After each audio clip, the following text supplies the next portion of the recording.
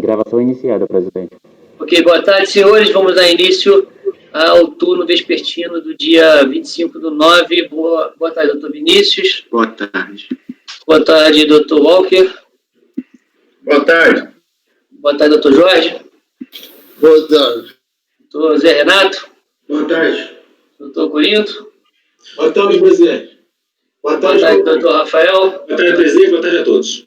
E boa tarde, doutora Denise. Boa tarde. Ok.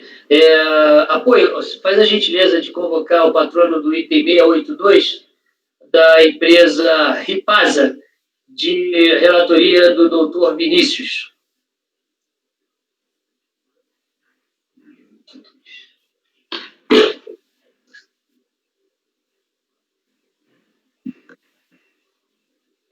Ok, presidente, faria a convocação.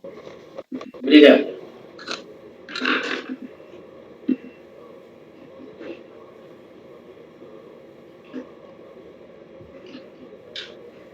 O Ripasa tem sustentação oral ou só acompanhamento? Peraí, 682 eu acho que é sustentação, deixa eu ver. Ou é só acompanhamento, 681? Não, tem videoconferência, Vinícius. Ah, ok. Por favor, olhar a mensagem privada no chat. Ah, cachorro, não começa.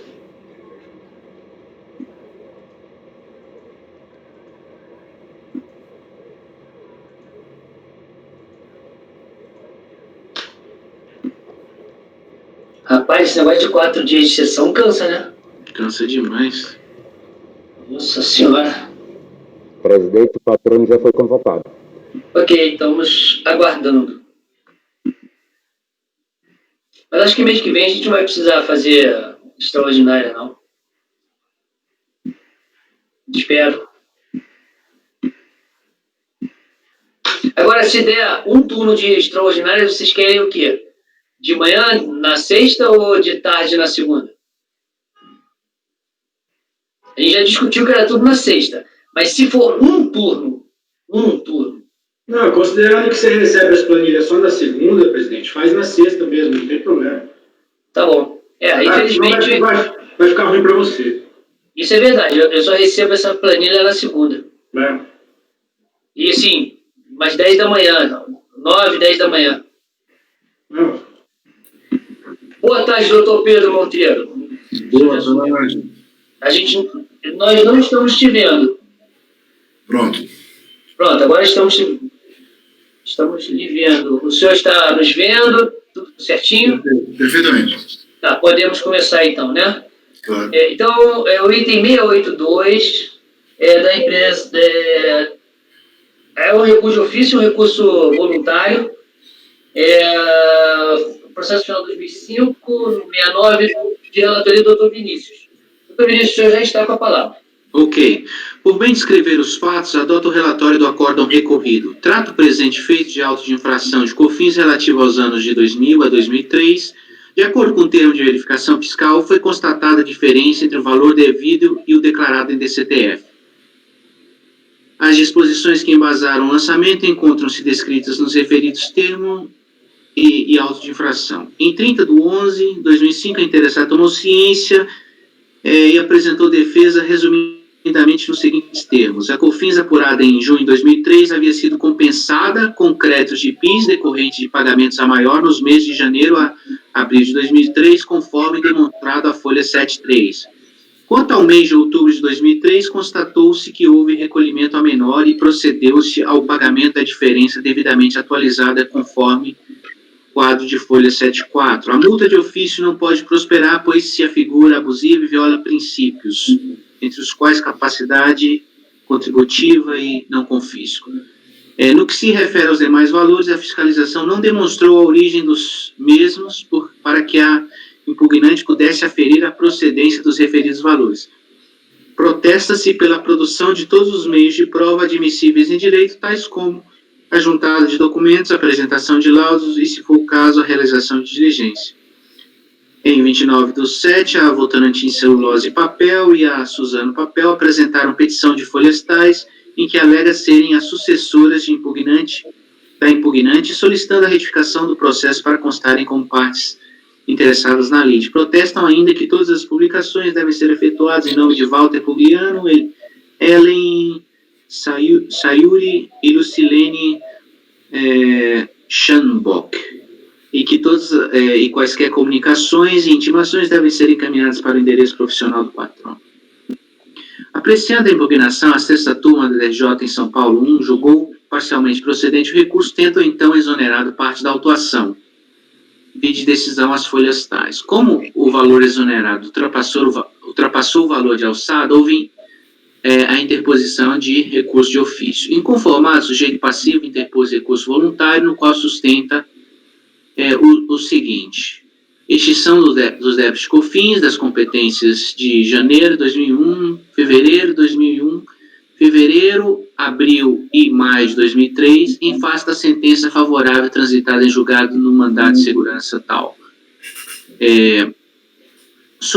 Subsidiariamente, exigência e duplicidade da parte dos débitos de COFINS das competências 1, 2 de 2001, 2, 4, 5 de 2003. Extinção dos débitos de COFINS da competência 6 de 2003 por meio de compensações. Subsidiariamente postula pela conversão do feito em diligência. Apreciando o recurso voluntário, a segunda turma ordinária exarou em 7 de 7 de 2011 a resolução tal, relator Gileno Barreto, convertendo o julgamento em diligência, tendo o colegiado assim se manifestado. Da extinção dos créditos das competências, dos débitos das competências 1, 2, 2001, 2, 4 e 5 de 2003. Alega recorrente que os valores tal.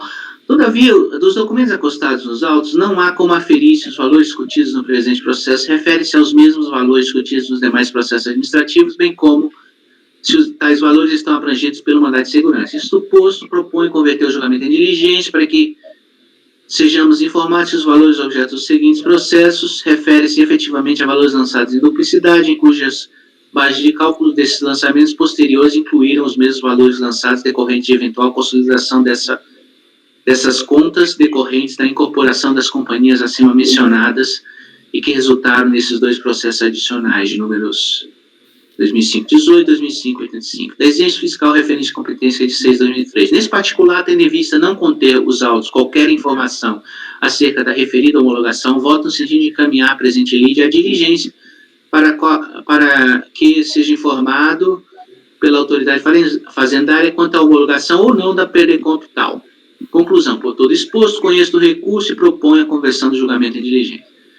Como resultado da diligência realizada, foi elaborada a informação fiscal às folhas tais, da qual o sujeito passivo tomou conhecimento, mas não se manifestou. Tendo os autos retornado ao CARF, na sessão de 26 de 2 de 2018, a segunda turma da terceira Câmara, terceira sessão, exarou a resolução 3302, uma nova resolução aqui, tá?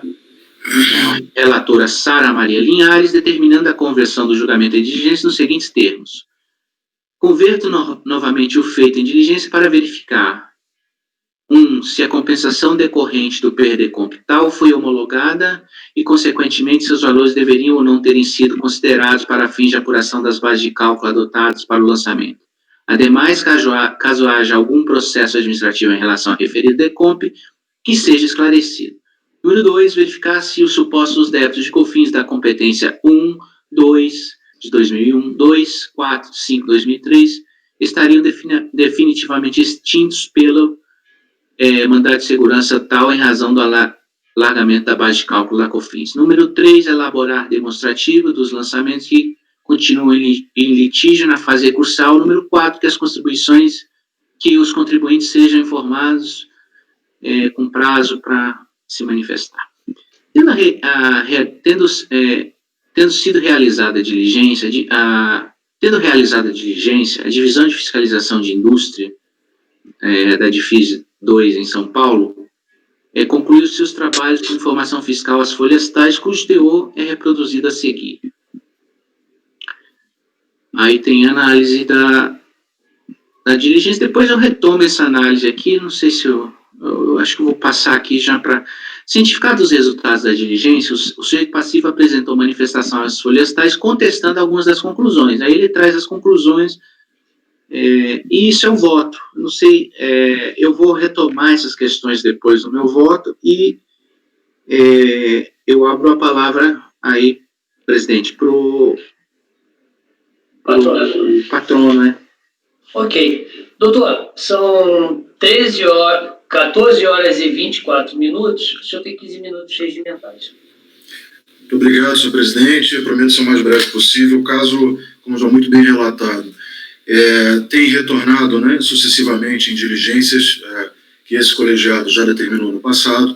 De fato, o feito já está em julgamento desde 2013, né, pelo menos. A primeira resolução já data de 2013.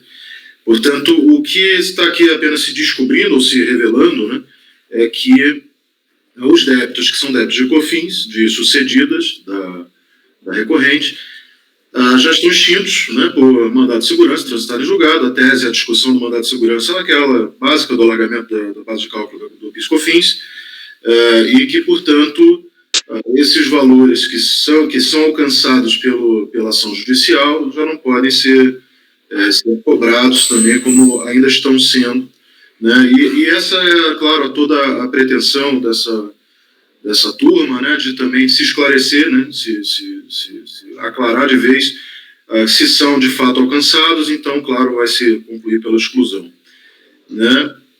E um outro ponto também, fora esses do mandado de segurança, é que um dos meses que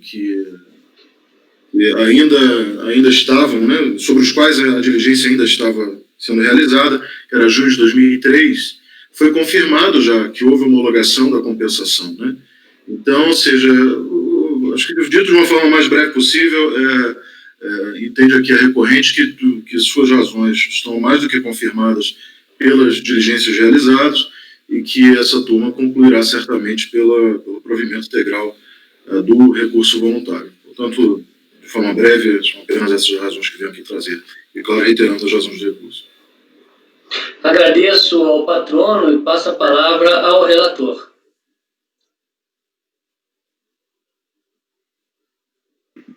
Ok, vamos lá. Recurso de ofício.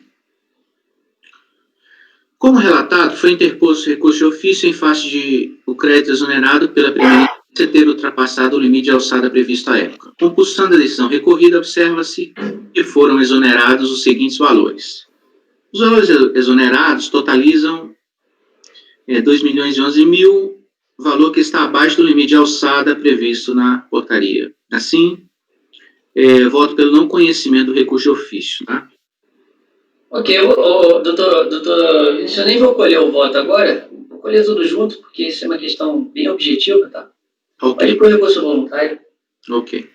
O recurso voluntário é tempestivo e preenche os pressupostos e requisitos de admissibilidade para julgamento por esta turma. Pelo relatório, pode-se resumir o litígio à análise de 3 pontos fundamentais. Número 1, extinção do débito de COFINS da competência de 6 de 2003, por meio de compensações. Número 2, valores remanescentes dos débitos de COFINS das competências de 1, 2 de 2001, 2, 4 e 5 de 2003, considerando os cálculos realizados pela diligência fiscal. Número 3, lançamento do valor principal da COFINS atinente à competência de 10 de 2003. No tocante ao débito de COFINS da competência 6 de 2003, observa-se que a decisão recorrida afastou parte da autuação, pois concluiu que a parcela do débito já havia sido parcialmente compensada com declarações homologadas, conforme excerto do voto condutor abaixo reproduzido. Por outro lado, a decisão atacada manteve a autuação quanto ao débito no valor de 748.000. Tal parcela do débito de COFINS de 6 de 2003 havia sido extinta, conforme alegou o sujeito passivo à impugnação em recurso voluntário por meio de compensação, razão pela qual postulou pelo afastamento do lançamento fiscal correspondente. A questão acerca da compensação do débito de 748.000 foi, como visto, objeto de diligência fiscal. Na informação às folhas 2261 a 2263, temos o resultado da análise.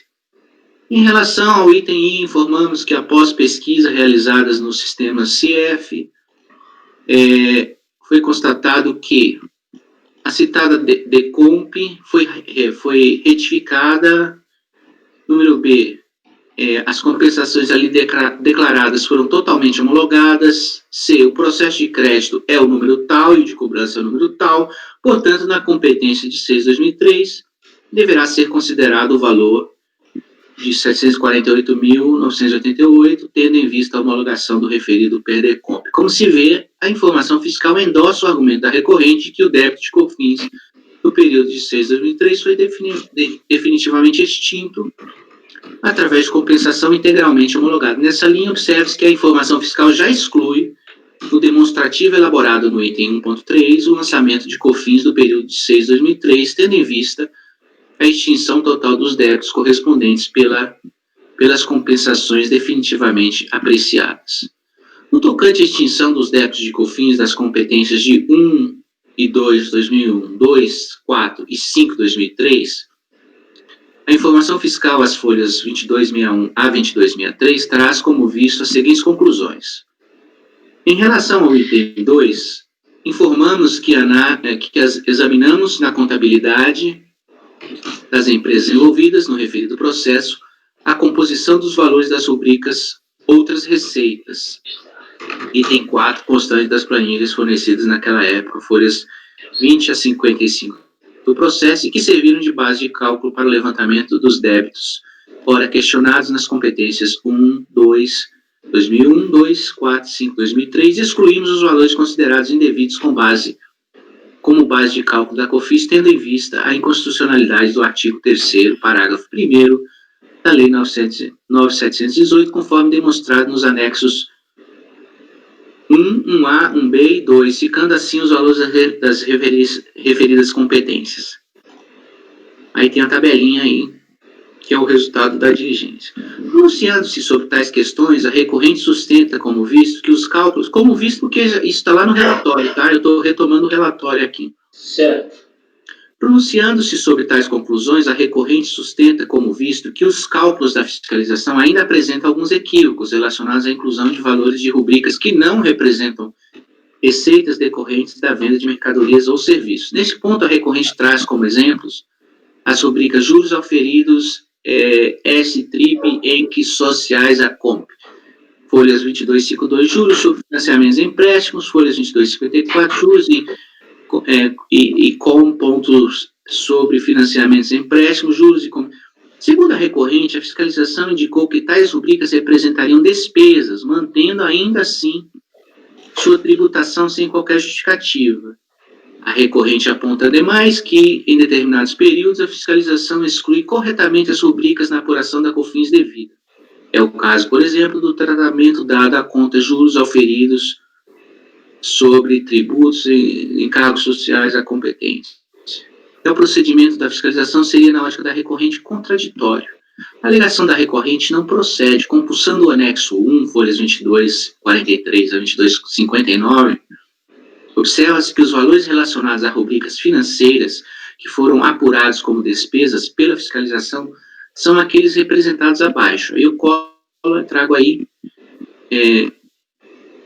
esses e outros valores apresentados no anexo 1 são decorrentes dos livros contábeis apresentados pelo próprio sujeito passivo, tendo a fiscalização indicado expressamente a origem de cada valor, apontando o livro contábil e a página. Assim, os valores das contas tais e tais, nesses períodos aí, reproduzidos no anexo 1 e expressos acima, têm sua origem nos livros e páginas apontados pelo relatório fiscal. Nesse caso, não há que se falar em contradição por parte da fiscalização, uma vez que suas conclusões são decorrentes da própria aferição dos registros contábeis da recorrente. Ora, se uma determinada conta de outras receitas apresenta em dado período lançamentos ou saldos negativos, nada mais coerente do que a conclusão de que naquela conta e naquele período não há receita, mas despesa.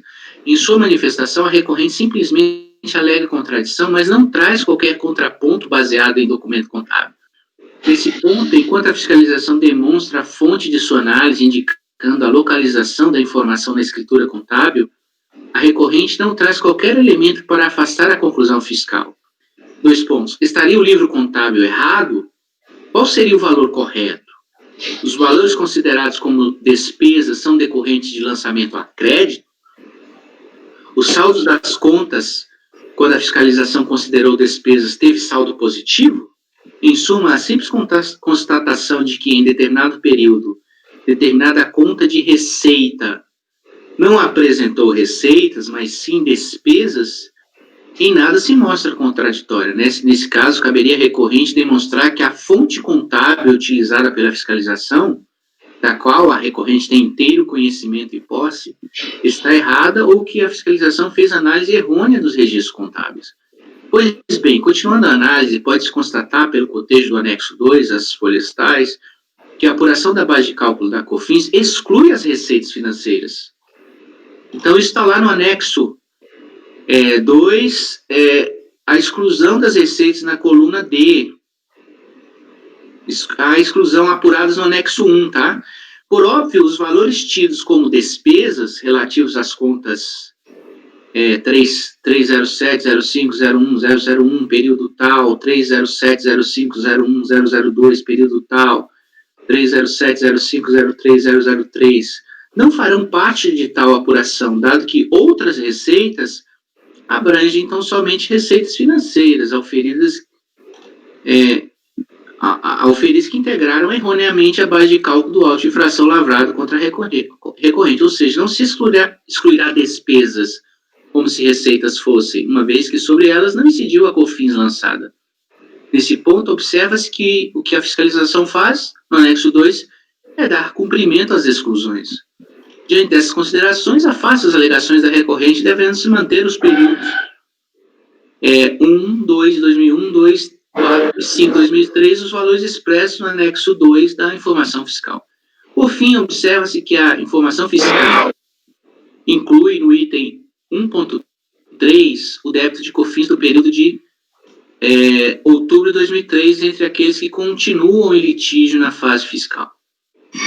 Tem a planilhinha aí, que é uma planilha da diligência que traz o débito de outubro de 2003 como ainda em litígio.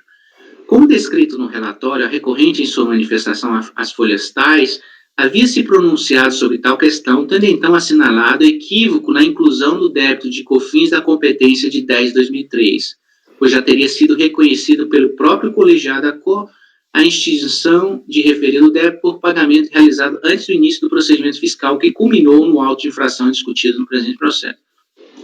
Compulsando a decisão de primeira instância, constata-se que a delegacia de julgamento excluiu apenas a autuação relativa à multa aplicada, tendo mantido o lançamento com relação ao valor principal da COFINS de 10 de 2003, determinado à delegacia de origem a alocação dos pagamentos efetuados vide da AFA Folha 120 a COFINS lançada. Entendo que está correta a decisão de primeira instância. O lançamento do valor principal da COFINS de 10 de 2003 se mostra subsistente, uma vez que a autuação serve para a constituição do débito daquele período em face da ausência de sua declaração ou constituição definitiva por outro meio. Naturalmente, os pagamentos relativos aos documentos de arrecadação às folhas 120 deverão ser integralmente alocados para a extinção do valor principal da COFINS de 10 de 2003, tendo em vista a exoneração da multa lançada pela decisão de primeira instância e o não conhecimento por parte desse colegiado do recurso de ofício. Diante do exposto, voto por não conhecer do recurso de ofício em face do limite de alçada. Número 2, dar parcial provimento ao recurso voluntário, reconhecendo a extinção do débito de COFINS período de 6 de 2003, nos exatos termos consignados na informação fiscal às folhas 2261 a 2263. Ou seja, essa questão do último débito aí, de 10 de 2003, já está lá no recurso de ofício. A DRJ afastou a multa e manteve a autuação. E isso já foi pago. Então, assim, é uma questão do cruzamento lá na delegacia agora, e, sobretudo, tendo em vista que o recurso de ofício foi afastado, foi não conhecido aqui. Então, esse é o voto. Ok, doutor. Vinícius, passo sua palavra de imediato ao Dr. Walker. Araújo. Presidente, eu vou acompanhar o relator. Ok. Doutor... Cadê? Zé. Não, Jorge. Jorge, você está em cima, tá certo. É que eu confundo, os dois têm cabelos parecidos. Doutor Zé Renato. Muito cheio de graça, né? Com o relator, presidente. Doutor Corinto. Acompanhe. Doutor Rafael. Relator, presidente. Doutora Denise. Com relator, presidente. Também voto com o relator. Então vamos declarar o resultado. Recurso de ofício. O acordo colegiado, unanimidade de votos, não conhecido o recurso de ofício, em virtude do valor exonerado, estará abaixo do limite de alçada previsto na portaria 63.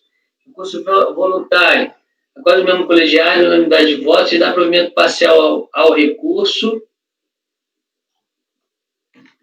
para reconhecer a extinção do débito da COFINS, período de 6 de 2003, nos exatos tempos consignados na informação fiscal às folhas de 2.261 a 2.263. Ok? O patrono. Doutor, o senhor ficou com alguma dúvida? Não, nenhuma. Muito obrigado. Agradeço a participação do senhor, doutor. Muito boa tarde a todos. Boa tarde. Boa tarde. Agora vamos ao meu. Roberto, poderia convocar o patrono do item 681, Red Factor? Ok, presidente. Faria a convocação. Obrigado. Você veio, cara? Red Factor. Ó, cara. Cara. Ah, mas eu não vou ler isso tudo, não. Oi? Doutor Leandro, Não vou ler isso tudo, não. seu processo será julgado. Muita coisa para ler. Por favor, Até porque a discussão disso tudo é uma coisa. Se uma receita faz parte da base de cálculo de uma factory, seu processo será essa é a julgado discussão. agora. Por favor, observar a mensagem privada no chat.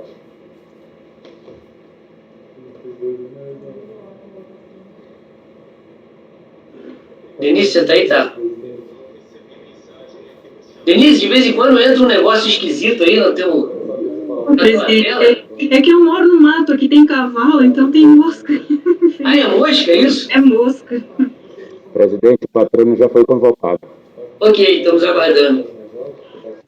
Então, de vez em quando eu vejo um negócio ali da... Não, mas eu já pus um remedinho aqui, não vai mais atrapalhar. Tem mosca, tem gato. O gato fica passando aí em cima também. Tem Mas o gato não cavalo. pega essa mosca, não, cara?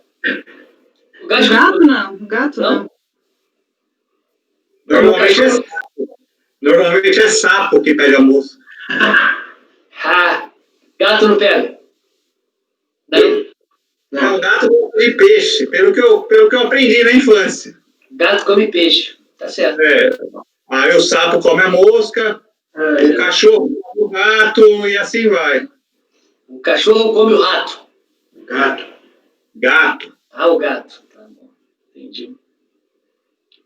Tá certo. É que você não gosta muito de animal, então você não vai se interessar por isso, né? Rapaz, sei tudo disso. Boa tarde, doutor Leandro. Boa tarde, presidente. Boa tarde a todas e a todos. O senhor está nos vendo, ouvindo claramente? Sim, senhor. Ok, então posso começar o processo.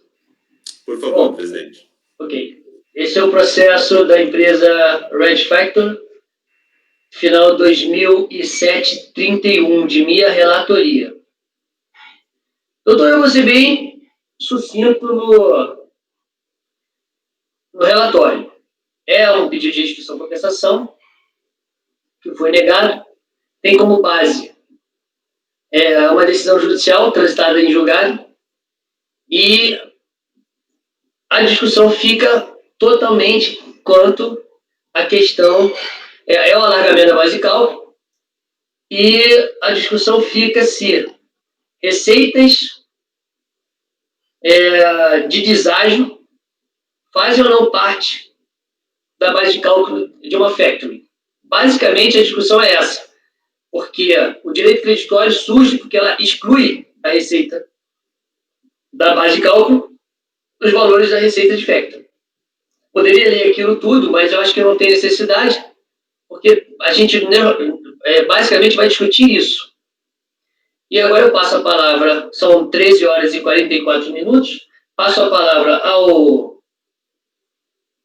patrono, que pode complementar de forma que achar conveniente e trazer novas informações e defender a tese para o colegiado. O senhor está com a palavra, doutor. Muito obrigado, senhor presidente. Cumprimento a todas e a todos novamente. Feliz de vê-los com saúde. Faço votos de revê-los em breve, pessoalmente. Bom, é um desejo que às vezes não é bem recepcionado, né? Mas desde que sem risco, tudo bem. Mas, enfim, que as suas famílias estejam bem também.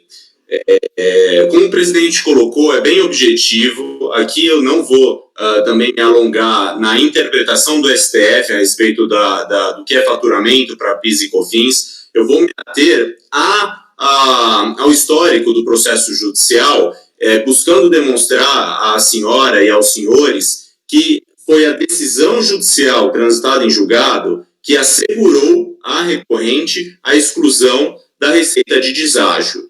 Não fosse a decisão judicial, de fato estaria dentro da base de cálculo do PIS e da COFINS, em especial aqui da COFINS, e aqui não estaríamos sequer discutindo. No entanto, o processo ele nasce do aproveitamento de um crédito oriundo de decisão judicial, submetido ao processo de habilitação, habilitado, compensado e aí não homologado, por conta do entendimento de que o contribuinte ele teria apurado, aqui a decisão judicial ela assegura a apuração da COFINS pela Lei Complementar 70 de 91, e o despacho decisório vai falar o seguinte: olha, de acordo com a apuração da contribuinte, ela já apurou, já aproveitou, vamos dizer, os efeitos da 70 de 91. Quais sejam, a visão do despacho decisório, a incidência do PIS da COFINS sobre as receitas de prestação de serviço, e aí, mais especificamente, incluindo a receita de deságio na visão do despacho decisório. Então, basicamente, a discussão eu tenho o direito a excluir a receita de deságio porque a decisão judicial transitada em julgado assim, me assegurou. Então, vou pedir licença para projetar alguns poucos slides para a senhora e os senhores, onde eu destaco esses excertos da ação judicial. Então, aqui, o que eu tenho no slide é o pedido. Eu vou passar por 2 ou 3 slides. Eu coloco o pedido do mandado de segurança e a decisão transitada em julgado. O pedido do mandado de segurança é aqui essa parte, essas duas primeiras imagens, a parte superior em verde, a parte que justamente é pedida a exclusão, requerida a exclusão da receita de deságio. Então, a concessão da medida liminar para, relativamente aos períodos XPTO, recolher, suspender a exigibilidade nos moldes do artigo 2º e 3º, é uma ação que se volta contra a apuração da COFINS. Doutor, um minutinho. Doutor, okay. Não está aparecendo o seu slide. Não está aparecendo? Não, na verdade não está aparecendo nem o senhor. Quando eu coloco o slide, engraçado que para mim aparece. Você quer falar, Zé? Tá. Não, para a gente não apareceu. Você tem que compartilhar a sua tela. Eu estou colocando aqui, compartilhar, eu vou tentar novamente, por favor. Mas olha só, o senhor usa quantas telas? Eu estou usando 2 telas. Então, você tem que compartilhar a tela, porque na hora que fala compartilhar a tela, vão aparecer 2 opções. Você tem que escolher a opção que está o slide. Perfeito, presidente. Muito obrigado por me alertar. Vejam, por favor, se agora aparece. Eu vou desligar aqui esse aparato todo aqui, deixa eu ver. Sim, agora apareceu. Apareceu até o slide, presidente? Sim, apareceu sim, doutor. Muito obrigado, presidente. Imagina, eu vou repor mais 1 minuto no seu tempo. Tá ótimo. Eu pretendo não ultrapassar os 10 minutos para não cansá-los, mas... 15 minutos que o senhor tem, doutor. Fique à vontade. Muito obrigado, presidente. Então, na parte superior aqui do slide, eu coloco pedido MS, né? Então, coloco ali a concessão da medida liminar para suspender a exigibilidade da COFINS nos moldes dos artigos 2º e 3º da 9718, especialmente para pela pretensão de se tributar receitas que não se incluem no conceito de faturamento. Aí eu vou especificar, entre outras, receitas financeiras, deságio na aquisição de créditos de terceiros, está grifadinho em verde aqui, né? Garantindo o final do pedido, garantindo o seu recolhimento, base na Lei Complementar 70 de 91. Essa primeira imagem. Essa segunda imagem é a concessão em definitivo, eu replico o pedido da liminar para a concessão em definitivo. E aí vem a sentença e fala: julgo parcialmente procedente para conceder a segurança e apurar na forma da 70 de 91. E ele para aqui. O que nós fazemos, então? Nós embargamos dessa decisão. No meu embargo, eu falo especificamente para sanear a sentença de modo a especificar o afastamento da incidência sobre receitas financeiras, e aqui mais abaixo, receita de deságio na aquisição de crédito de terceiros. E a sentença, ela acolhe os embargos e concede a segurança, já havia concedido, e agora ela retifica para conceder a segurança especificamente também para exclusão das receitas de deságio, que é essa partezinha aqui ao final. Então, até aqui, não há qualquer dúvida acerca do pedido específico do contribuinte sobre a exclusão da receita de deságio e do acolhimento desse pedido. Pois bem, Fazenda e contribuinte recorrem ao TRF e, eu vou direto aqui ao dispositivo do acórdão do TRF, ele nega provimento à apelação do contribuinte e dá provimento à apelação da União Federal, ou seja, reforma a sentença integralmente. Em face desse acórdão, o contribuinte interpõe um recurso extraordinário. E no recurso extraordinário, o que pede ao contribuinte? E aqui é a cópia do pedido de recurso extraordinário. Conheça e proveja para reformar o aresto no sentido de conceder a segurança nos moldes em que pleiteada. Né? E aí que eu faço essa flechinha para refletir o pedido de novo. Então, o que eu estou fazendo aqui nesse momento do processo? Estou falando, STF, reforme o acórdão, me restabeleça a sentença na forma em que eu pedi.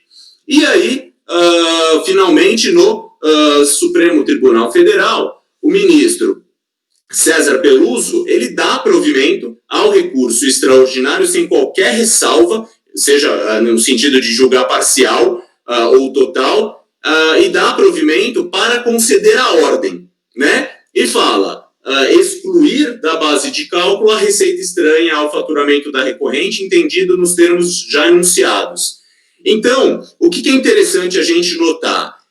Diferentemente da sentença, que ela foi primeiro parcial, expressamente parcial, para não atender o contribuinte, né, quanto ao pedido de exclusão de receita de deságio, no que foi, então, superada essa omissão pela sentença dos embargos, a decisão do STF ela foi única e completa para o provimento integral do pedido do contribuinte. E aqui, ao final, eu coloco que a União não recorreu. Então, nesse histórico, né, nesse breve histórico do processo judicial, que se pede o reconhecimento do direito creditório, fruto de decisão judicial transitada em julgado, e aqui trago apenas 2 julgados dessa correnda turma, e que se limita a reconhecer a necessidade de observância da coisa julgada, para que seja cumprida pela autoridade fiscal nos termos em que proferida, de modo que, finalmente, não há, prezada conselheira, senhores conselheiros, não há aqui qualquer necessidade de interpretação da decisão judicial ou de interpretação do próprio dispositivo legal, porque o que o contribuinte fez ao fim e ao cabo foi pleitear, habilitar o crédito que ele viu reconhecido na ação judicial e houve, então, essa resistência por parte do fisco. para não superar os 10 minutos, eu fico aqui, paro aqui e fico à disposição para qualquer esclarecimento. Muito obrigado. São 15 minutos. Na verdade, são 15, não são 10 minutos. Não, se o senhor quiser completar com alguma coisa, fique à vontade. Perfeito. Não quero... Eu torço para que em 5 minutos os senhores e a senhora consigam finalizar o julgamento antes aí para sair para final de semana. Obrigado. Ok. Infelizmente, o senhor é o último, não. Tem vários ainda. A gente ainda tem uma tarde longa. Bom,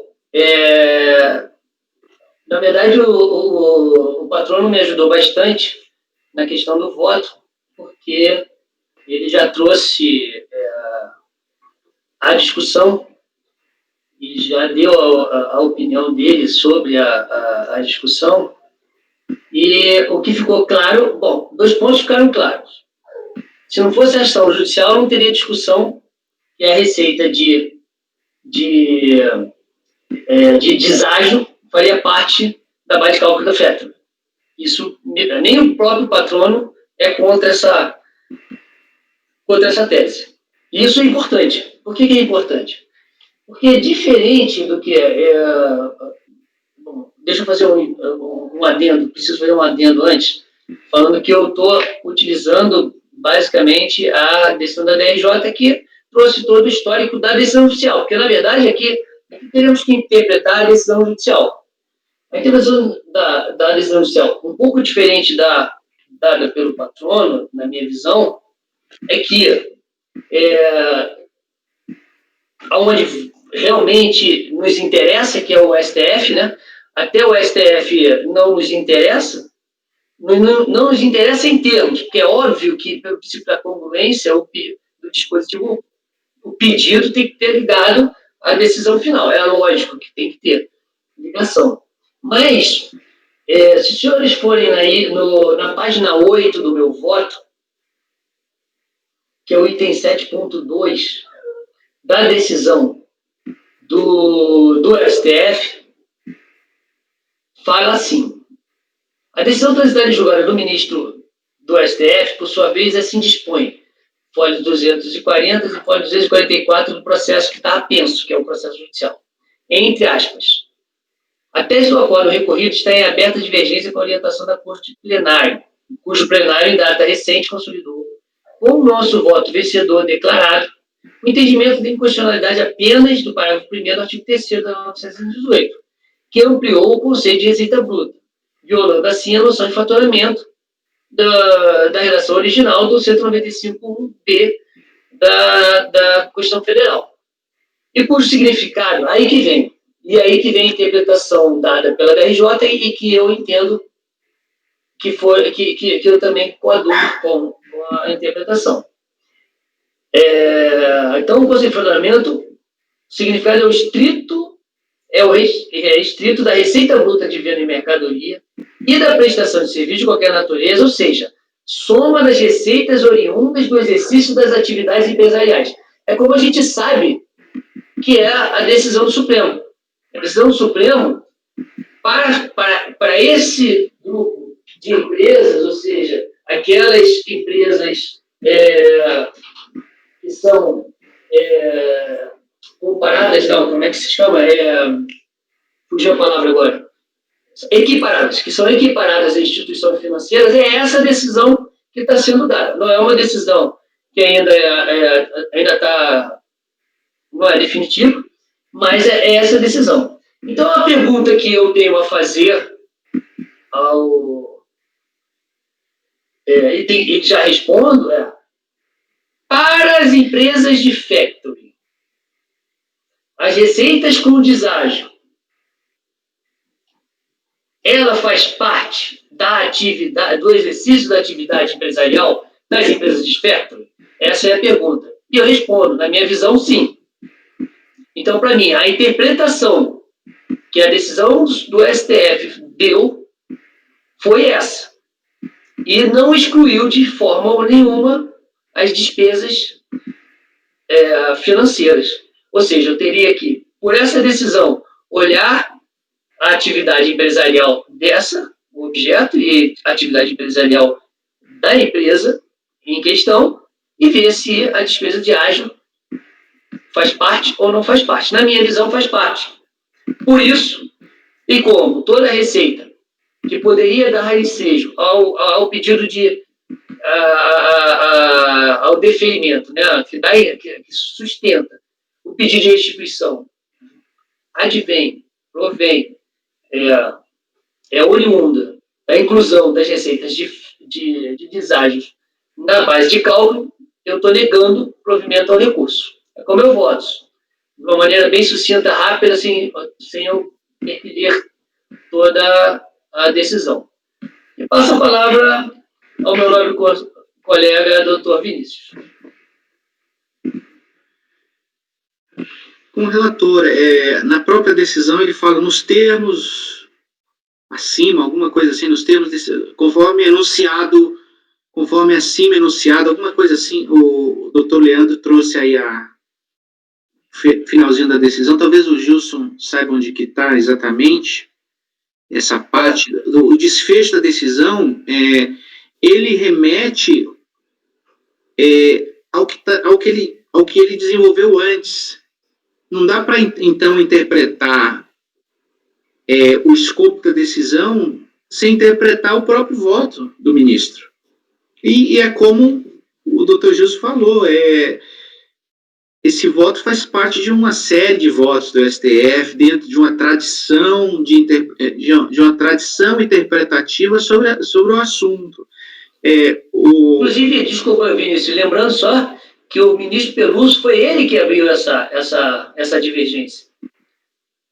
E não sei, eu não estou conseguindo achar aqui no voto, que o voto é longo, eu não estou conseguindo achar essa parte conclusiva da decisão, que ele fala nos termos, conforme enunciado.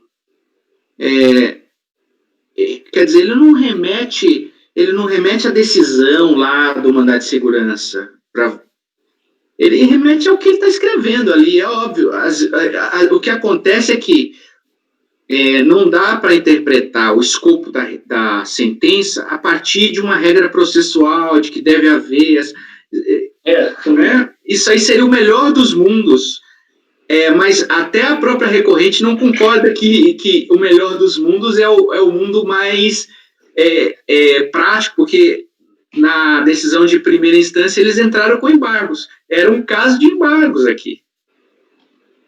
Só falando aqui em paralelo, claro que a gente não está discutindo isso, mas isso era um caso de embargos, porque ele está falando, o ministro se remete à própria decisão dele para delimitar o escopo da sentença, o desfecho da sentença, ele remete à própria decisão, conforme enunciado.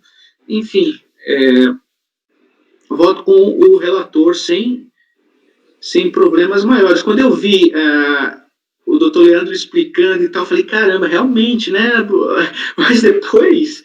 Eu fui olhar, Vinícius, não foi você não, eu fui olhar de novo aqui, falei, será que eu posso ter comido bola, né? Posso não ter prestado atenção em algum detalhe, mas aí eu tinha olhar aqui o STF, né? Então, eu realmente, no final, aí eu falei, não, é por isso, eu fiquei assim, surpreso de da RJ, e enfim, a Receita está descumprindo uma coisa que parecia óbvia, né, uma decisão judicial óbvia, porque estava falando do deságio lá, certo? Mas a própria decisão do ministro, ela não foi, se ele queria abarcar o deságio, ele foi infeliz na sentença dele, porque deveria ter não remetido à própria decisão para, vamos dizer assim, circular o escopo daquela decisão. Ele deveria ter remetido, então, à decisão anterior, enfim, ou explicitamente falar deságio e tal, e enunciar a receita por receita. Ele não fez isso, né? Ele continua na linha tradicional, na linha da tradição do Supremo a julgar essas causas. Então, não posso pensar diferente dele. Ele que foi o dono do voto, e ele diz que a sentença dele é nos termos conforme enunciado no seu voto, então eu não vou poder fazer isso, senão eu vou estar desrespeitando a sentença judicial. Perfeito o voto do doutor Gilson, parabéns. Ok, obrigado. Eu passo a palavra ao doutor Walker Araújo. Presidente, permite fazer um esclarecimento só sobre os embargos? Desde que seja de fato. É só embargos que o senhor está falando. Que o doutor Vinícius colocou que seria o caso de embargos no STF, tal como foi... Deixa, até porque, como está gravado, eu deixo o senhor fazer esse esclarecimento rápido, por favor. Perfeito. Não, só justificar, doutor Vinícius, que nesse caso não houve embargos por parte da impetrante, né, do contribuinte, porque a ordem foi concedida plenamente, diferente da sentença que foi parcial concessão. Tá? Só para justificar isso. Então, o contribuinte entende que é a Procuradoria que deveria ter embargado para restringir, para decotar a abrangência. Só esse esclarecimento. Muito obrigado, presidente. O presidente caiu. Não, já voltei. Já voltei. Pode continuar, já voltei. Já falou. Walker, Tá, ok. Tudo bem, doutor? Tá, doutor Walker, o senhor está com a palavra, doutor. Eu vou pedir vista. Eu não estou ouvindo. Eu vou pedir vista. Ok. Então, perfeito. Vista com o doutor... com o doutor Walker. Então... Presidente precisa me ausentar 2 minutinhos. Ok, pode ir lá. O relator negou o provimento. Vinícius acompanhou. Walker pediu vista. O processo volta na próxima sessão, doutor. O senhor só vai poder acompanhar, não vai poder mais sustentar. Agradeço a presença do senhor. Saúde para o senhor e sua família também, como o senhor desejou a todos nós. Muito obrigado, presidente. Walker, a decisão fala a decisão do STF que fala nesse sentido está no volume 2, na folha PDF 219. Agora que eu vi. Está bem claro aqui. Enquanto o JR saiu, a verdade é o seguinte, todos nós sabemos que o ministro Peluso vota nesse sentido. Esse é o voto dele. Na verdade, ele abriu essa discussão para instituições financeiras, que virou um grande... E as equiparadas. E aqui virou aí um lance que ainda não foi fechado. Então, a gente acaba tendo que discutir se está ou não está na atividade. Mas tudo bem, beleza, eu acho ótimo olhar, não tem problema nenhum. O próximo item vai ser o Unibanco do doutor Walker Araújo. Mas fica legal falar Walker Araújo, né? Walker Araújo. Não estou te ouvindo, doutor. É só acompanhamento? Deixa eu ver aqui. É só acompanhamento, doutor Walker Araújo. Mas, de qualquer maneira, eu tenho que chamar o patrono. Doutor Alberto. Pois não, presidente. Poderia convocar o patrono do item 683, que também é 684, para acompanhamento? Farei a convocação. Ok.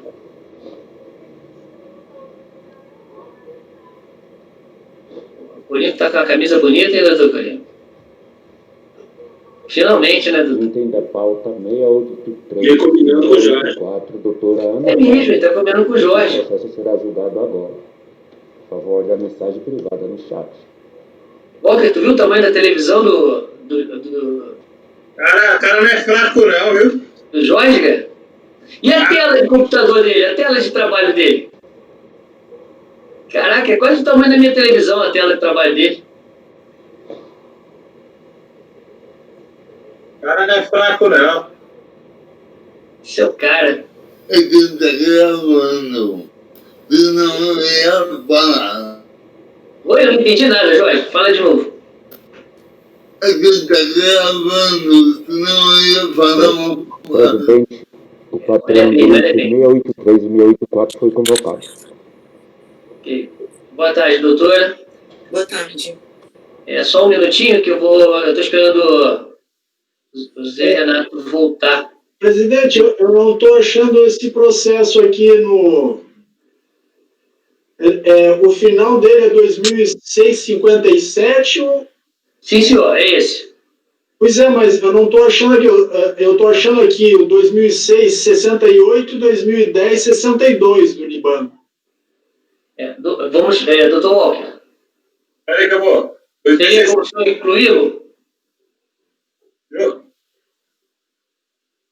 colocando lá de novo, acho que eu coloquei outro errado, então. Até porque não tem esse terceiro, né? Esse número outro que você falou aí, ô Corinto, não tem, são só dois. Qual que é o item? Final 2657 e 2668 que temos na pauta hoje. Qual que é o item, Gilson? É o item 683. Tá, então estamos todos presentes. Já tá aí, doutor Corinto? Está entrando agora. Tá. É o 68 é COFINS, só que o valor é superior a 8 milhões. Ah, tá. Boa tarde, doutora Ana Paula. A senhora está nos ouvindo? Boa tarde, presidente. Estou ouvindo. É o 683 e o 684, certo? 683 e 684, isso. A senhora está nos vendo e ouvindo? Bem. Perfeitamente. Então tá. Então, doutor Walker, item 683, processo do Unibanco, final 2657, o senhor está com a palavra, doutor Walker. Perfeito. Bom, por bem retratar os fatos, adota o relatório da decisão de piso. Estão me escutando? Não? Conforme despacho decisório de folha 76, a Diort, DENF, São Paulo apurou em síntese que, conforme demonstrativo do PIS devido, Lei 978/98, elaborada pela contribuinte, constata-se que, com relação ao PIS apurado em junho de 2001, a empresa informa o recolhimento via DARF de 938 milhões e compensação de 1 milhão. A fim de compensar o referido valor, no montante de 1 milhão, o contribuinte protocolou junto à Secretaria da Receita um pedido de compensação com débito de terceiros. No referido pedido de compensação de crédito com débito de terceiros, a empresa alegou como direito creditório um crédito de IPI de titularidade da CIMAB, objeto do MS, autuado junto à Justiça Federal sob o número tal. Ainda em relação ao supramencionado pedido de compensação, como ressaltar que, com base em liminar deferida, medida cautelar número tal, a DRF compensou sob condição resolutória até o ulterior julgamento do MS o débito de PIS de 1 milhão, conforme apontado no documento número tal. Ademais, a consulta ao sistema do segundo TRE informa que aquele tribunal proferiu um acórdão em apelação de mandado de segurança, por meio do qual decidiu pelo reconhecimento do direito da CIMAP ao crédito prêmio de IPI, e posterior aproveitamento para compensar outros débitos, depois que os autos se encontravam sob efeito suspensivo da decisão recorrida, aguardando julgamento junto ao STJ. Ocorre que, tendo em vista a decisão proferida pelo STJ, recurso extraordinário 3486-084, no qual restou declarado a inconstitucionalidade da exigência do PIS nos termos disciplinados pelo parágrafo 1º do artigo 3º da Lei 9718/98, a contribuinte entendeu que a determinação da base de cálculo do PIS ocorreria conforme estabelecido pela Lei 770, razão pela qual não restaria débito para o período de junho de 2001. Tendo em vista a diferença entre o valor do PIS apurado, conforme a Lei 9718, originalmente recolhido e compensado, e o valor de PIS determinado conforme a LC 0770, a empresa apresentou as perdicontas eletrônicas, números tais, com o propósito de ver restituída a parcela de 938 mil, referente ao PIS de junho de 2001, recolhida por meio de DARF, o pedido de compensação de folhas tais protocolizado em tal data, pleiteando a restituição da parcela de 1 milhão, referente ao PIS de junho de 2001, com objeto de pedido de compensação com débito terceiros, acima referido. Dos elementos acostados aos autos, destaca-se que a recorrente não tomou parte na lide referente ao recurso extraordinário, número 346084. Cumpre reconhecer que as decisões proferidas em ações judiciais aproveitam exclusivamente as partes delas integrantes, não alcançando terceiros, conforme artigo 472. A decisão do STF no recurso 346084 tratou do controle de constitucionalidade da 9718 pela via difusa. Logo, se impõe ao presente caso a regra prevista no artigo 472. Aqui ela afastou o direito do contribuinte porque ela entendeu que aquela decisão proferida no RE 346 só se aplicava interpartes, tá? Então, ela afastou o direito do contribuinte só por esse motivo. Perfeito? Tá. A DRJ, por unanimidade de votos, julgou improcedente a manifestação. Não se conformando com a decisão, a recorrente interpôs recurso voluntário reproduzindo suas alegações de defesa. É o relatório. Ok, doutor, pode passar o voto. Tá.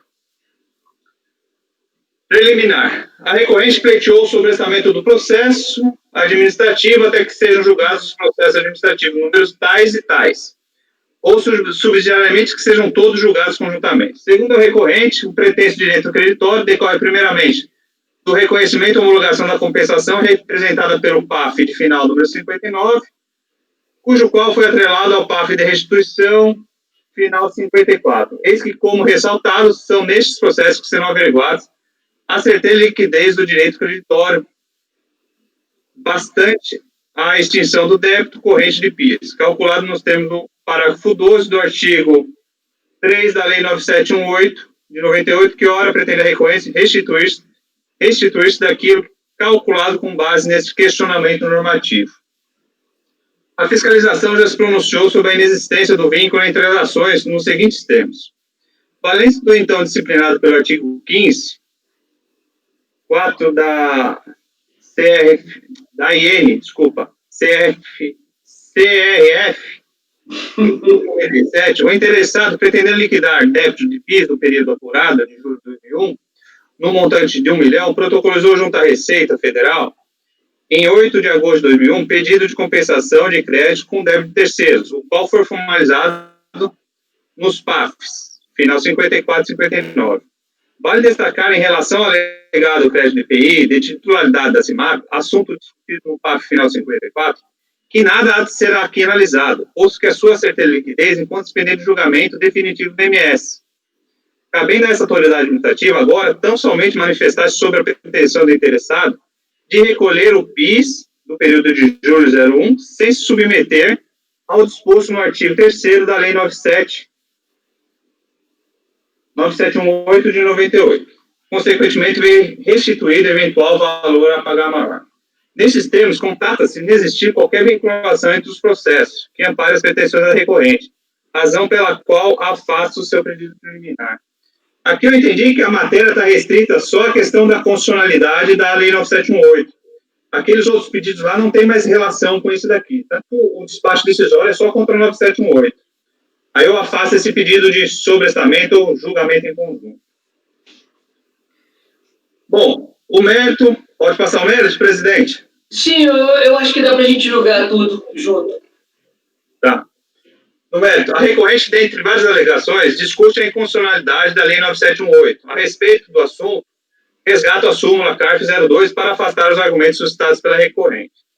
No mais, a recorrente questiona a decisão da autoridade administrativa que, por intermédio do despacho decisório, negou ao contribuinte o direito creditório sob o fundamento que as decisões do STF são interpartes e os efeitos da inconstitucionalidade não alcançariam os demais contribuintes.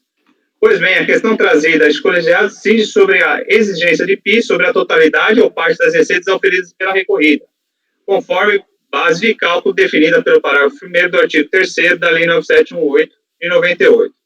A matéria suscitada é questão decidida pelo STF, RE 585-235, na sistemática de repercussão geral, tendo como lead cases, aí que eu cito vários. Desta forma, deve ser aplicado neste caso o artigo 62, parágrafo 2º do regimento interno desse conselho, que é que ele manda aplicar as decisões com repercussão geral. Frente à declaração de inconstitucionalidade do alargamento da base de cálculo da COFINS, estabelecida pelo artigo 3º, em sede de repercussão geral pelo STF, ficou estabelecido o conceito de faturamento como decorrente da venda de mercadorias ou prestação de serviços, ou da combinação de ambos, não sendo abrangidas outras receitas. Nesse cenário, superada a questão quanto à aplicabilidade da decisão preferida pelo STF, deve ser analisada a origem do crédito apurado pela recorrente, para verificar se as receitas integram ou não a base de cálculo da contribuição, considerando, para tanto, a atividade exercida pelo recorrente. Diante exposto, voto por rejeitar a preliminar e, no mérito, voto por dar parcial provimento ao recurso, para determinar que a unidade de origem profira novo despacho decisório com a devida análise da origem do crédito. É como eu voto, presidente. Ok. Ok, doutor. Então, porque, na verdade, o despacho decisório ficou só na questão da 971. aplicabilidade dos efeitos da decisão da STF. Tá, nem analisou os créditos, não analisou nada. Tá bom. Doutor Vinícius. Com o relator. Doutor Jorge. Com o relator. Doutor Zé Renato. Com o relator. Doutor Corinto. Acompanho. Doutor Rafael. Acompanho, presidente. Doutora Denise. Com o relator, presidente. Eu também voto com o relator. De forma que no item 683 foi dado provimento parcial por unanimidade nos termos do voto do relator, que é para devolver o processo à origem, para que ela, uma vez afastada a questão dessa afastada prejudicial, que analise efetivamente a materialidade do crédito pleiteado, não é isso? Ok. O próximo item da pauta é o 684, da mesma empresa. Pergunto eu ao relator. É similar? Pelo que está aqui, é. É a COFINS. Um é PIS e outro é COFINS. Exatamente. É isso? Então, aquele outro do Unibanco que é questão de prova, que não é esse. Eu me confundi. Esse aqui é um PIS, o outro é COFINS. Ok, então o senhor está dando seguindo o mesmo caminho? Eu espero que sim, deixa eu confirmar. Não tá, eu já li o voto, tá igual. Estou dando o mesmo caminho, presidente. Ok, senhores, bom, alguém discorda, alguém quer mudar o voto para esse, para o outro já não pode.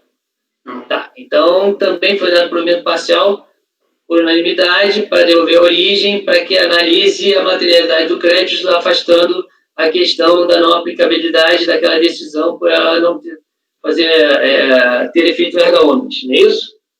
Perfeito. Doutora, a senhora ficou com alguma dúvida? Não, presidente, obrigada. Eu agradeço pelo colegiado. Tenha uma boa tarde.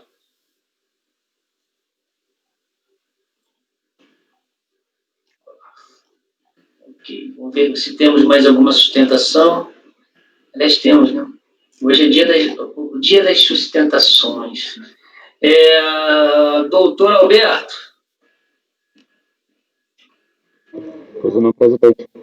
Pode, por favor, convocar o patrono do item 690, Fundação CESP.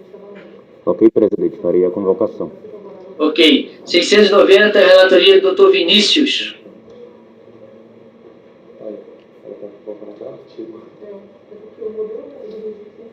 Item da pauta 690. Haver a sustentação, tá, Vinícius? Esse não é... O processo será julgado agora. Por favor, da amizade privada no chat.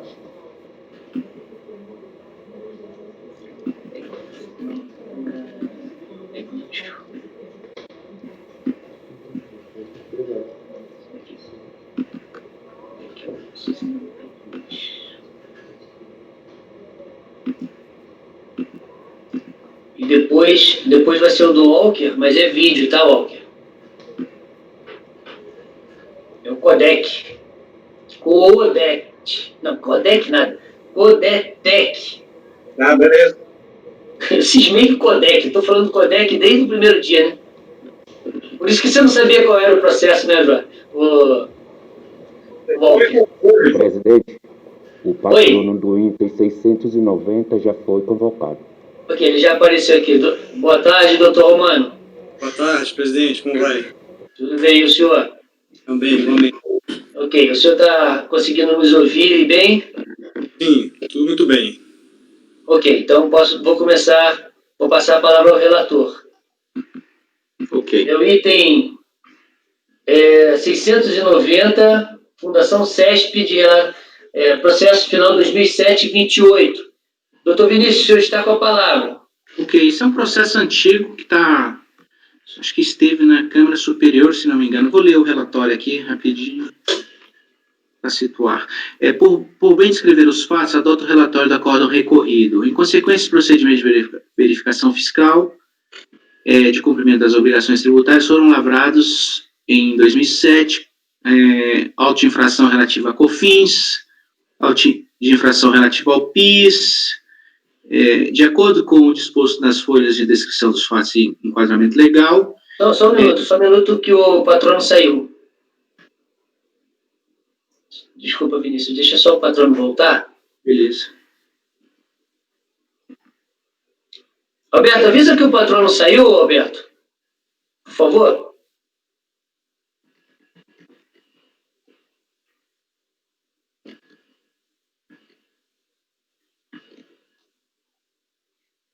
Esse caso é relativamente simples, é um caso de retorno da Câmara Superior que eles viram lá que não tinha... Está tentando entrar na sala. Concomitância. Ok, então a gente está aguardando. É embargos?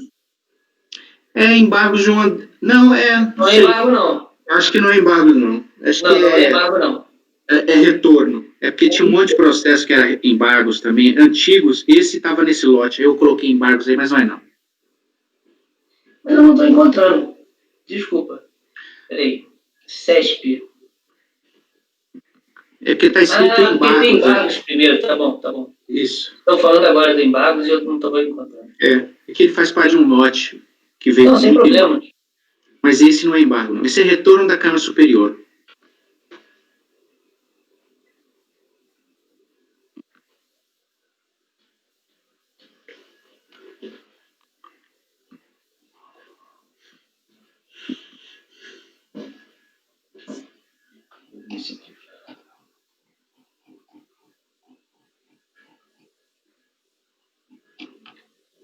Você pega aconteceu? Eu estava preparado para embargos. Ah, é? Pegadinha. Como é que é? Disse que estava preparado para embargos. Oi, presidente, desculpa, teve algum problema aqui, na hora que eu falei que tá tudo bem, caiu. Fez um barulho e caiu. Tá, de novo, tá fazendo barulho, eu não escuto vocês. Você não escuta? Não nos escuta? Diminui a sua... entra na gerenciar a qualidade, diminui a qualidade do vídeo. Eu não escuto vocês.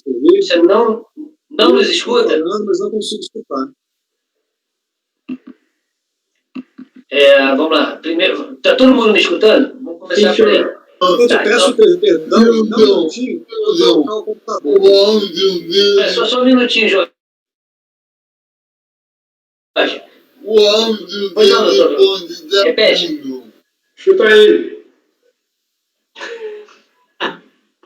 Ele vai ter que fechar. Ele vai ter que fechar o aplicativo aí, o Chrome, e vai ter que ligar de novo. Exato. Então, Vou colocar um fone. O áudio dele pode estar muito o microfone no computador. Aconteceu comigo. Mas é que você não sabe mexer nessas coisas, né?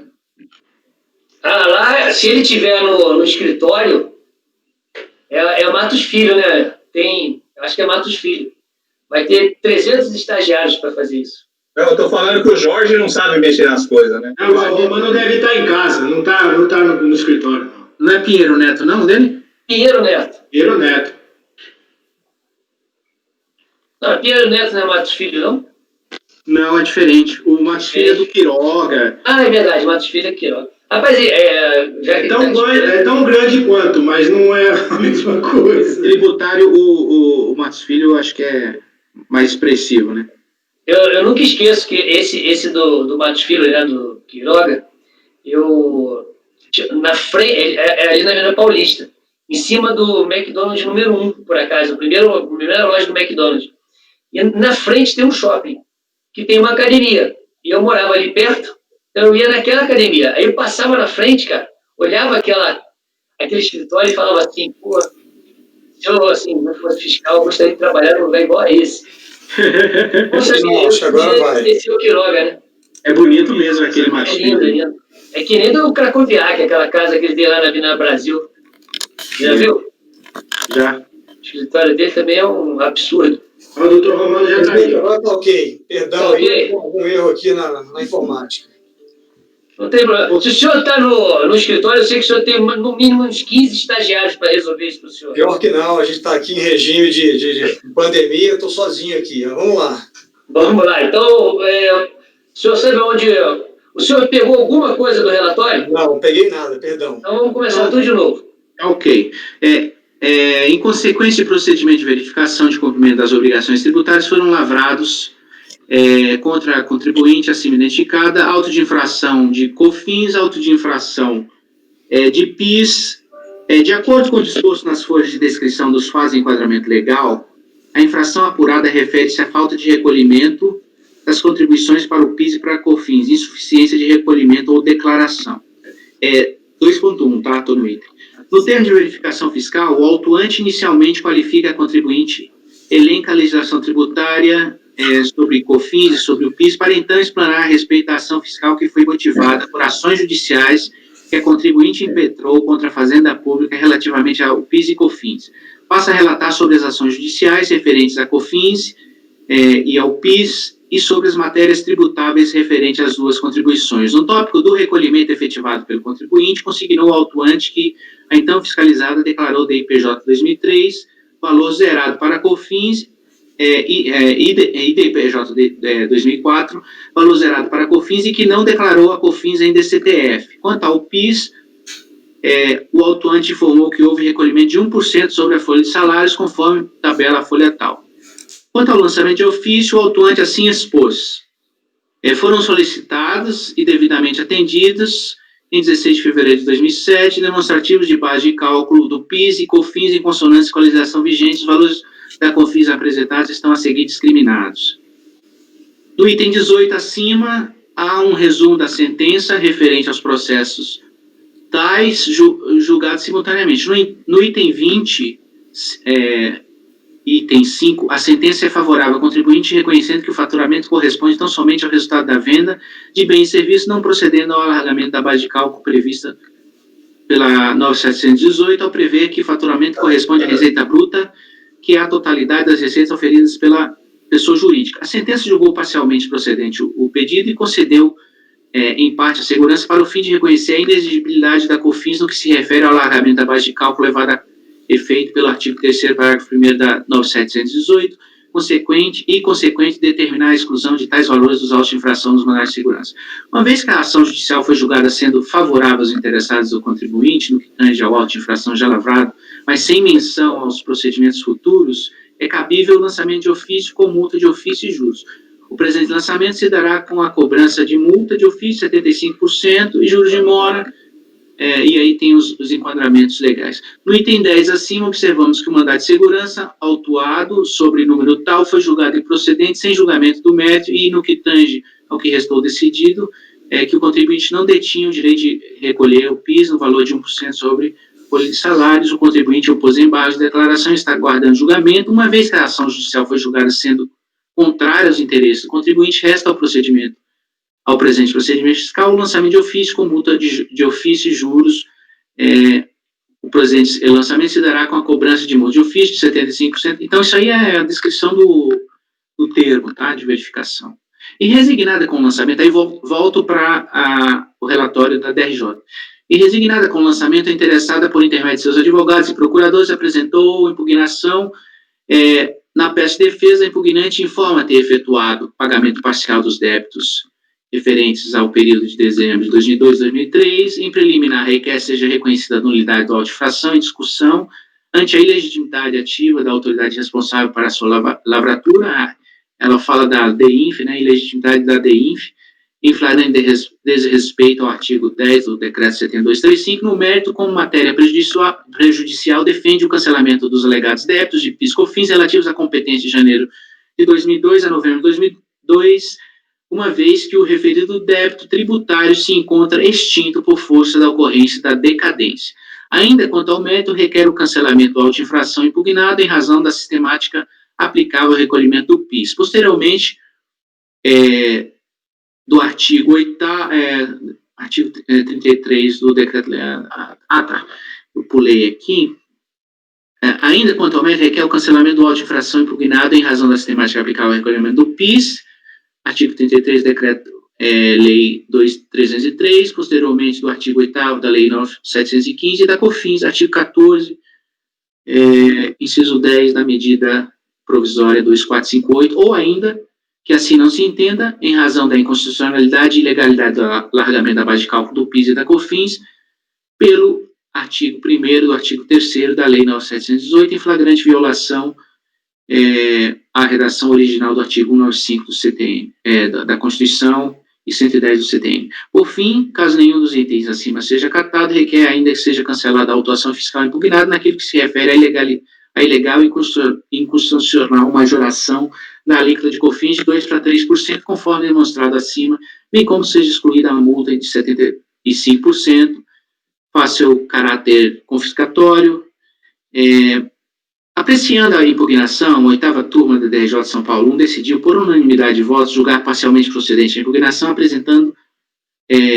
mantendo, todavia, a autuação atinente a COFINS do período de janeiro a novembro de 2002. O sujeito passivo apresentou, então, recurso voluntário, ratificando alguns dos argumentos trazidos em sua impugnação, sustentando em síntese, em preliminar, ilegitimidade da INF, no mérito que houve decadência para o lançamento da COFINS por força da fluência do prazo estabelecido no artigo 150, parágrafo 4º do CTN. Número 2, que por ser fundação estaria abrigada pela isenção da COFINS prevista no artigo 14, inciso 10, da medida provisória 2458, sem ter de recorrer a quaisquer discussões no tocante a exercer ou não atividade de assistência social. 3, que não recebe quaisquer valores com natureza jurídica de receita ou faturamento passíveis de tributação. 4, que é inconstitucional a alíquota instituída pelo artigo 8º da Lei 9.718. 5, que a aplicação da multa de ofício de 75% viola a proporcionalidade e razoabilidade. 6, que o valor da multa aplicada não deve ser corrigido pela taxa Selic. Apreciando o recurso voluntário, a 2ª turma ordinária da 3ª Câmara, da 3ª Sessão, proferiu em 2013 o acórdão tal, negando provimento nos seguintes termos: COFINS, decadência. Ele aplicou aqui, acatando o entendimento exposto na súmula CARF, na súmula vinculante 8, o direito de constituição do crédito relativo às contribuições sociais decai em 5 anos contados do primeiro dia do exercício, tal. COFINS, lançamento, competência, aí ele mantém a competência da INF. Constitucionalidade, legislação tributária, não cabe à autoridade administrativa pronunciar sobre inconstitucionalidade. Multa de ofício, caráter confiscatório, também afastou. Após ciência da decisão, o sujeito passivo apresentou, em 22 de 8 de 2014, embargos de declaração, alegando em síntese a existência de omissão no acórdão tal, o qual teria deixado de analisar relevantes argumentos relativos à isenção prevista no artigo 14, inciso 10, tal. Referidos embargos foram analisados e rejeitados pelo despacho, tendo o presidente da turma entendido que a decisão embargada não foi omissa, uma vez que teria deixado de pronunciar sobre questão judicial, questão discutida na esfera judicial. Inconformado, o sujeito passivo interpôs recurso especial, tendo suscitado divergência quanto às seguintes matérias: da inexistência de concomitância, da inobservância do artigo 14, da MP 258 e da inexistência de base de cálculo para incidência da COFINS. Examinando os pressupostos de admissibilidade do recurso, o presidente da 3ª Sessão exarou em 17 de 11 de 2015 o despacho as folhas tais, admitindo apenas a primeira e a 3ª matérias. Quanto à 2ª matéria, houve reexame de admissibilidade pelo presidente da Câmara Superior, tendo sido exarado o despacho tal, negando mais uma vez seguimento. Apreciando o recurso especial, a 3ª turma da Câmara Superior proferiu o acórdão tal, conhecendo parcialmente do recurso com relação à questão da concomitância.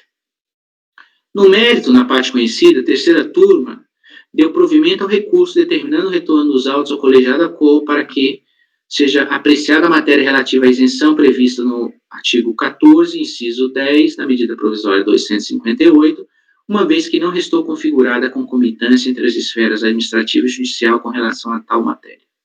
É o relatório.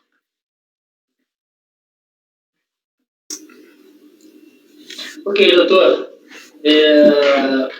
São 15 horas e 38 minutos. Passa a palavra ao senhor, 15 minutos regimentais, doutor. Obrigado. Inicialmente, boa tarde, presidente, senhor relator, conselheira Denise e demais conselheiros.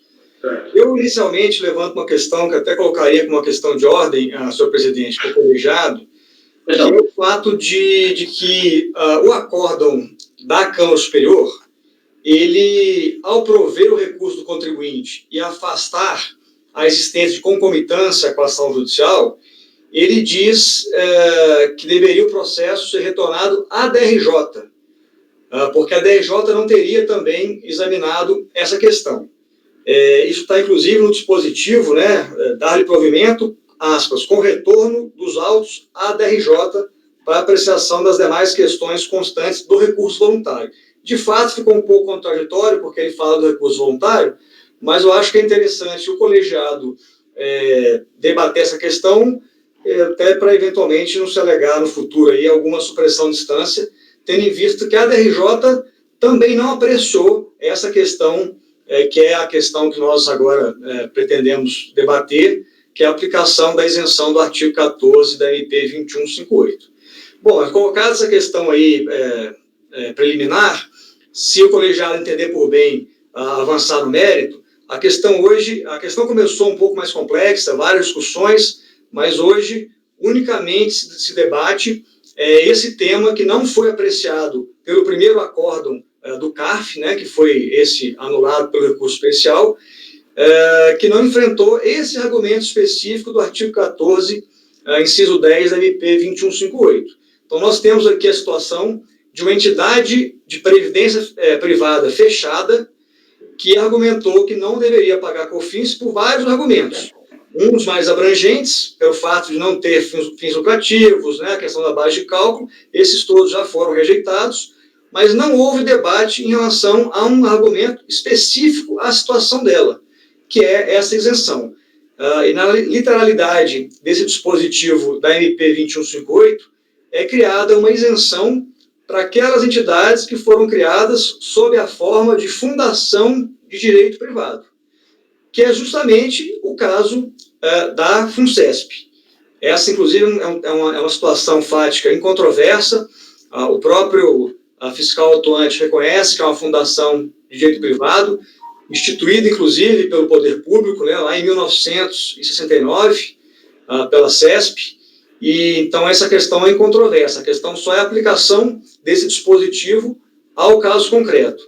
E aqui, para poupá-los um pouco no tempo, eu trago um precedente da Câmara Superior, uma situação específica, que inclusive envolvia também uma entidade de previdência privada fechada, que era a Fundação do Banco Central de Previdência Privada, em que se foi reconhecido especificamente para essa fundação, por ser, para essa entidade, por ser uma entidade instituída na forma de uma fundação de direito privado, essa isenção da COFINS. Eu cito aqui o acórdão, é o 9303-002-296, terceira turma da Câmara Superior. Uma decisão unânime. Então, essas são as breves considerações que eu gostaria de trazer ao colegiado. Mais uma vez aqui agradecendo a atenção e a paciência e renovando aqui a minha satisfação de mais uma vez falar para os senhores, ainda que por esse modo virtual. Muito obrigado. Agradeço ao doutor Luiz Romano. Passo a palavra ao relator. Ok. É um voto. Vinícius, só um minutinho. Doutor Romano, o senhor poderia repetir para mim esse acórdão da Superior que o senhor falou? Pois não. 9303-007-930. Obrigado, doutor. Desculpa, Vinícius. Ok, sem problema. O voto tem partes aí, mas em conclusão, eu acho que dá para ler já o finalzinho. Na verdade, a Câmara Superior, a conclusão do voto é o seguinte: pelo exposto, voto por conhecer em parte do recurso e tal, e na parte conhecida do provimento ao recurso para afastar a concomitância com retorno ao colegiado para análise dessa matéria. E também, antes da conclusão, no parágrafo logo anterior à conclusão... Qual página que o senhor está, doutor Vinícius, só para eu acompanhá-lo? Eu estou na página... Peraí. Peraí, que não está aparecendo a página ainda aqui para mim, no final. Não, tudo bem. Como é que começa Como é que começa essa página aí? Como é que fala ela no início dela? Eu procuro. Estou contando.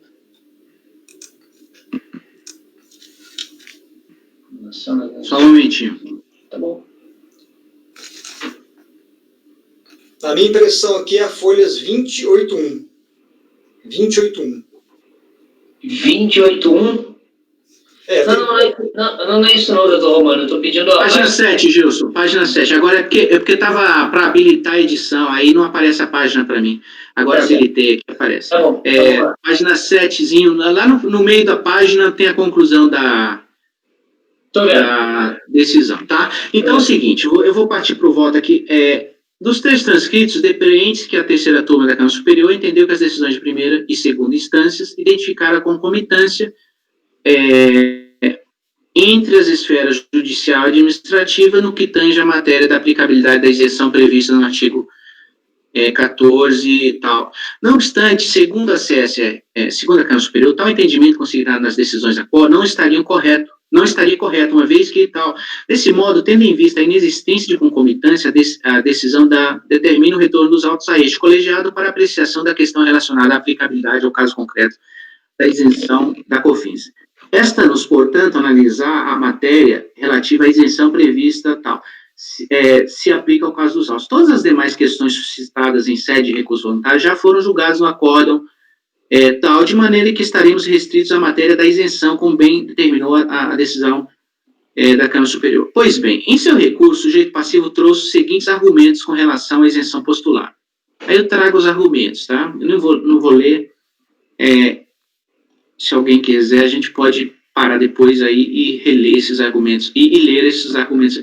Os argumentos acima transcritos já haviam sido ventilados em impugnação, tendo o colegiado de primeira instância assim se pronunciado. Ele se pronunciou sobre várias coisas e tal.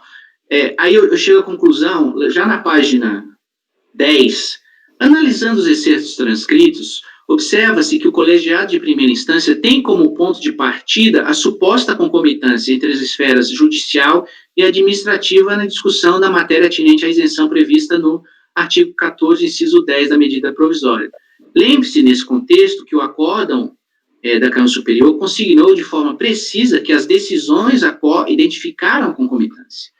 Talvez por isso o colegiado de primeira instância tenha se pronunciado apenas sumariamente sobre a matéria da isenção, sem dispensar cognição integral a todos os argumentos relevantes trazidos da impugnação para a defesa da isenção.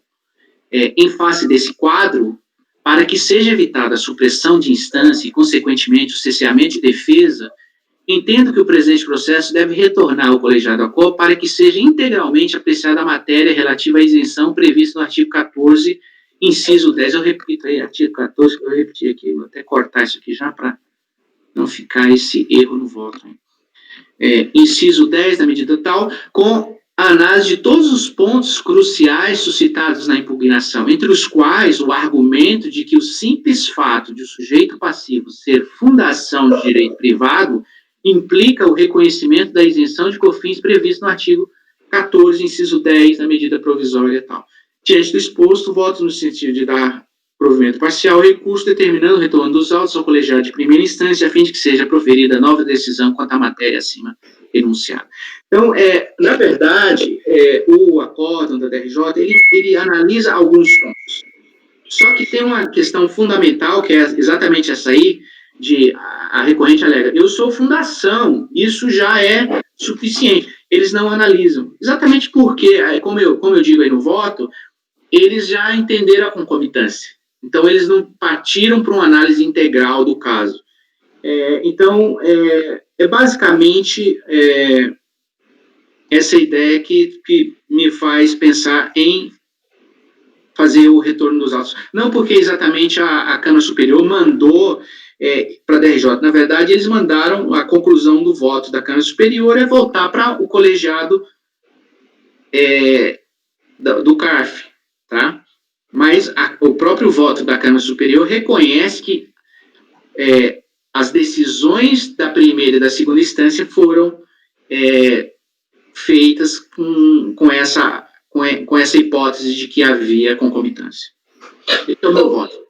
Ok, doutor Vinícius, passa a palavra ao doutor Walker. Vou votar com o relator. Ok. Doutor Jorge.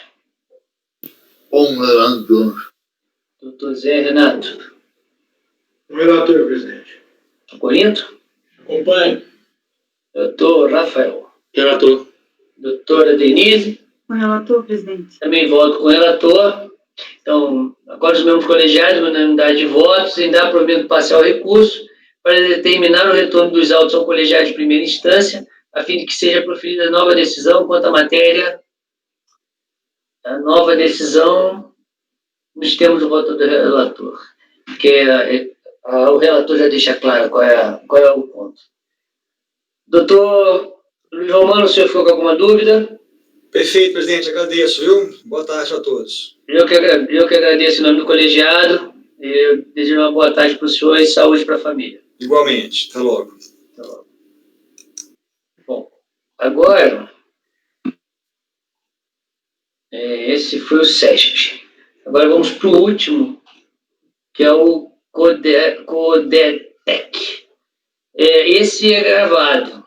Então, o doutor Walker Araújo pode começar o relatório. Trata-se de recurso voluntário interposto contra a decisão que julgou improcedente a manifestação de conformidade nos termos da emenda abaixo. Pedido de restituição apresentado em desacordo com a legislação. Pedido de restituição considerado não formulado, competência para julgamento.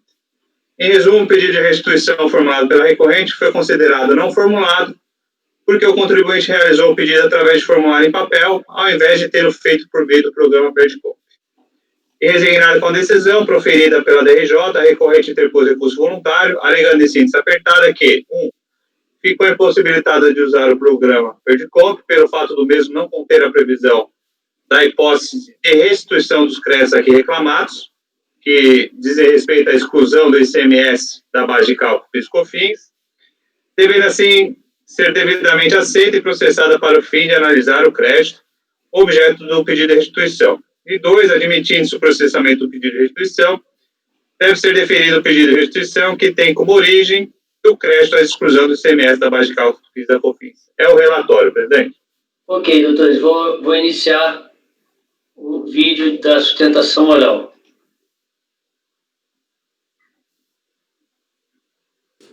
Ilustríssimos julgadores dessa segunda turma do CARF, eu sou Gabriela de Oliveira Almeida, procuradora da empresa Codetec Desenvolvimento, Produção e Comercialização Agrícola Limitada, a qual possui 2 recursos voluntários pendentes de julgamento por senhores nessa sessão do dia 25 de setembro de 2020, que são os itens 692, processo 13.804.1.001, 293/2008-02 e processo item 693, processo 3804-001-352/2008-34.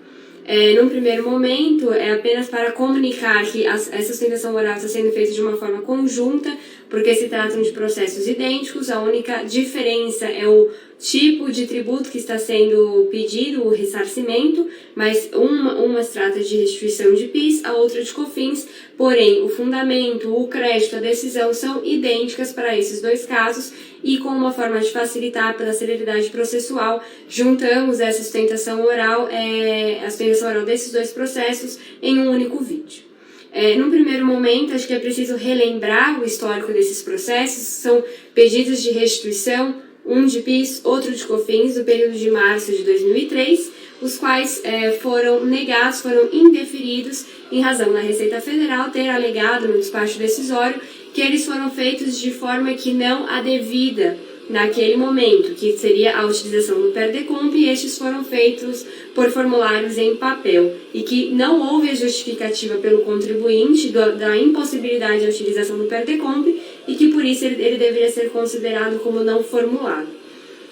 Como essa decisão ela não merecia prosperar, inicialmente a recorrente apresentou recurso hierárquico que foi convertido na manifestação de inconformidade, Só que também, quando do julgamento, permaneceu-se o entendimento de que não havia sido formulado da forma adequada e que, ainda que tivesse feito, no mérito ele não merecia prosperar. Como as decisões, obviamente, não mereciam prosperar, a recorrente interpôs o presente recurso voluntário em cada um dos processos, mostrando por todos os seus fundamentos que o crédito é sim devido, reconhecido, ele existe e que por isso ele deve ser ressarcido. Como um primeiro ponto, antes da análise do mérito que foi trazida no próprio acórdão, a recorrente demonstrou que a impossibilidade da utilização do PERDECOMP se deu em razão de não constar no próprio PERDECOMP aquela ausência da hipótese de restituição, tal como estava previsto no artigo 73, parágrafo 3º da IN da Receita Federal do Brasil 600 de 2005, a qual previa assim que vou até ler o parágrafo para ficar mais fácil. A Receita Federal do Brasil caracterizará como impossibilidade de utilização no programa PERDECOMP a ausência de previsão de hipótese de restituição, ressarcimento e compensação, ou as falhas no sistema. Então, foi tão somente por isso, assim como restou demonstrado desde o início, que a recorrente não utilizou o PERDECOMP, porque ali existia uma ausência da previsão da hipótese daquela restituição do crédito que ora se pleiteia, o qual decorreu, o qual foi extinto, foi quitado por meio de compensação. Então, toda a justificativa do acórdão de que não foi demonstrada a falha no programa PERDECOMP, ela não se sustenta, porque a recorrente demonstrou desde o início que ela não utilizou, porque ali continha essa hipótese do parágrafo 3º de que havia uma ausência de previsão da hipótese de restituição que ora se pleiteava. Então, de uma forma preliminar, resta demonstrado nos recursos voluntários que a decisão não merece prosperar por conta disso, por conta que foi necessário pedir essa restituição por formulário em papel e não pela utilização do PERDECOMP, por conta dessa ausência de previsão no crédito que ora se busca o ressarcimento. E nesse sentido também há nos recursos voluntários a expressa menção de que não há qualquer hipótese de que seja questionado como se deu a extinção, o pagamento desse crédito que ora se deseja o ressarcimento, porque é sabido, é sacramentado no âmbito da legislação tributária pelo CTN que a compensação é uma forma de extinção do crédito tributário, tal como o pagamento. Então, por isso, se indevido for, como comprovamos também ao longo de todo o recurso voluntário, deve ser ressarcido ao contribuinte. No mérito, rebatendo apenas as alegações do acórdão de que foi dito que, ainda que fosse aceito o pedido de restituição, não mereceria prosperar a restituição, a recorrente demonstra que merecia sim, porque o que nós pleiteamos é a restituição desse PIS e desse COFINS que foi pago com a inclusão do CMS na base de cálculo, e não tentar retificar compensação do passado, ao qual gerou o direito a esse crédito, como tenta fazer crer o acórdão recorrido, que isso de fato não se sustenta, não é isso o que a recorrente tenta, e sim a restituição de PIS e COFINS que foram pagos com o ICMS em sua base de cálculo, que apenas para relembrar, já é sacramentado o entendimento no âmbito do STF de que é inconstitucional essa inclusão, porque o ICMS não pode ser incluído no conceito de faturamento, tal como foi decidido no recurso extraordinário 574-706, o qual, à época da interposição do recurso voluntário, já estava em trânsito o julgamento com 5 votos favoráveis, e agora já resta, na verdade, até mesmo no mesmo mês da interposição destes recursos voluntários, foi sacramentada a decisão e firmada a tese de que o ICMS não compõe a base de cálculo do PIS e da COFINS. Então, dessa forma, o que a gente também observa no recurso voluntário, que deve ser observado por estes ilustríssimos julgadores, é o artigo 62, parágrafo 2º do rendimento interno deste CARF, de que é necessário se observar essa tese, essa decisão que foi realizada em forma de repercussão geral pelo STF no julgamento destes recursos voluntários, aplicando a tese de que o ICMS não compõe a base de cálculo do PIS e da COFINS e que, por isso, gerou-se o direito à restituição que ora se pleiteia, que é justamente dessa parcela do PIS e da COFINS em que teve a inclusão do ICMS. Então, acredito que seja isso, espero que tenha ficado claro, que tenham sido bem demonstradas as razões da recorrente e o que se pede.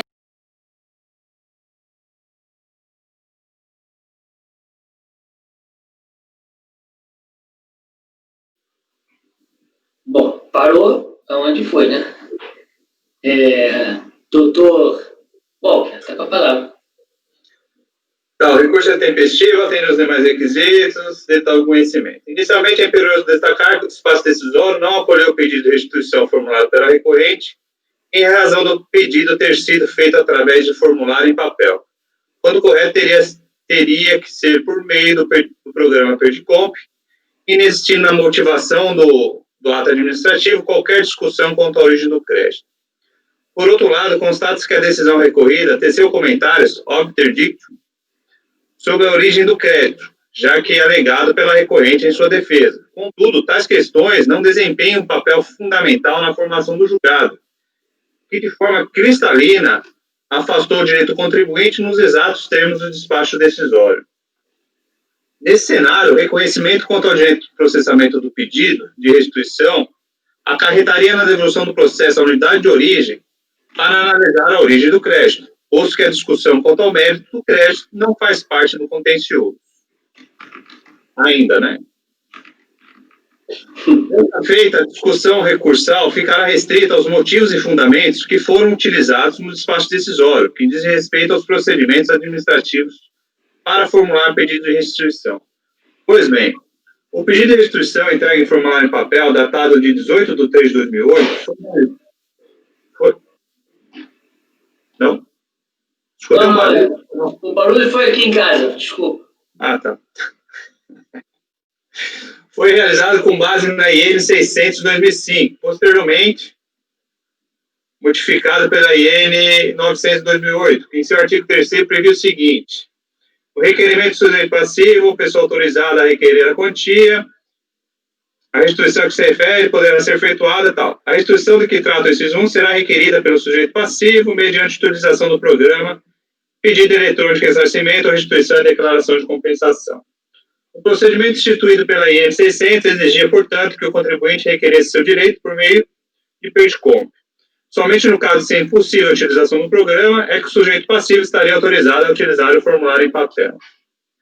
A exceção para a utilização do formulário em papel, quando a utilização do programa Perdicomp fosse impossível, foi tratada no artigo 76 da IN. Eu vou dispensar a leitura que ele fala que pode, mas desde que seja demonstrada a impossibilidade de utilizar o Perdicomp. Merece destaque que coube ao sujeito passivo comprovar a impossibilidade da utilização do sistema informatizado para ter direito à entrega do pedido de restituição e ressarcimento em formulário em papel, o que restou improfícuo no presente processo. O tratamento dado pela IN, definido para os pedidos de ressarcimento feitos em papel, sem observância das hipóteses admitidas no artigo 76, está previsto no artigo 31 do mesmo diploma. Portanto, a norma administrativa, ao considerar como não formulado o pedido em papel, feito em desacordo com o previsto no artigo 76, determina que a autoridade administrativa não reconheça o crédito pleiteado, o pedido, pode ser. Neste jeito, eu destaco aqui uma decisão que fala que a norma, a IN é norma infralegal e é legítima. Nesses termos, não merece reparos a decisão recorrida. Diante do exposto, voto por negar provimento ao recurso. É como eu voto. Aqui ela só trouxe a alegação de que o sistema não aceitava aquele tipo de receita. Só que ela não trouxe nenhuma tela, tipo, não vou aceitar ou não vou processar o pedido. E outra coisa, se o sistema não aceita, ela tem que procurar via judicial lá para fazer processar de qualquer jeito, né? Como ela não trouxe nenhum documento para comprovar essa impossibilidade, só trouxe a alegação, eu não tenho o que fazer. Aí, meu voto é esse, presidente. Ok, neste jeito, passo a palavra para o Vinícius. O relator, presidente. Doutor Jorge. O relator. Doutor Zé Renato, fala sobre o eito. O que falar sobre o eito, né? Podemos fazer um poema sobre o eito, mas vamos deixar para uma outra oportunidade. Com o relator, presidente. Doutor Corinto. Neste eito, eu entendo que o Buziles foi bem colocado pelo relator e o acompanho. Ok. Relator, presidente. Denise. O relator, presidente. Também com o relator. O presidente, vou me adiantar um minuto para eu prender um cachorro aqui, senão eu vou relatar daqui a pouco, ele vai perturbar a gente. Tá, peraí, o eu de baixo. O próximo. É igual? Esse, É igual, verdade, ela falou que era igual. Eu mudo o tributo. Então, tá bom. Vai lá. Vamos fazer o seguinte, Alberto, você suspende a gravação, por favor?